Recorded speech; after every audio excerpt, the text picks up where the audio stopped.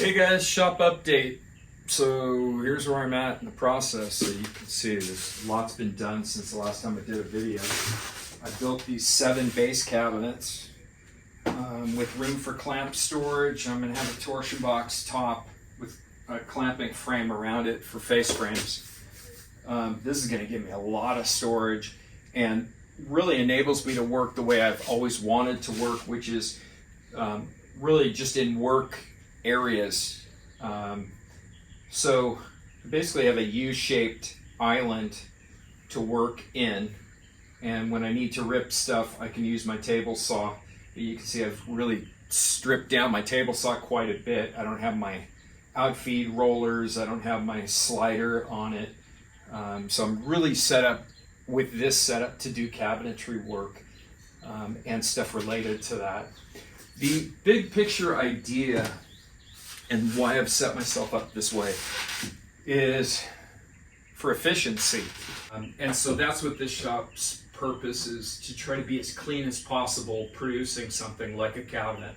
So the idea is if I've got a 4x8 sheet, I can rip it to 23 1/4, 23, whatever, and take that strip of plywood over to this processing station and set it down, and now I'm able to set up a stop and cut my side to finished size. So I've taken plywood and turned it from a sheet into a panel, right? So now it's the equivalent of a cabinet side. I can then, without moving that part, I can then slide that panel over so that it's hanging slightly over this edge, push on my clamping elements, and so that way I can do my lowers on here. Yeah, 23 and almost a half. So cut the sheets, slide the panel, lock it in place, and then I can use either domino or peanut jig. I can cut my joinery on that part, flip it around, do the same thing on the other end, and then take it and put it on the assembly table.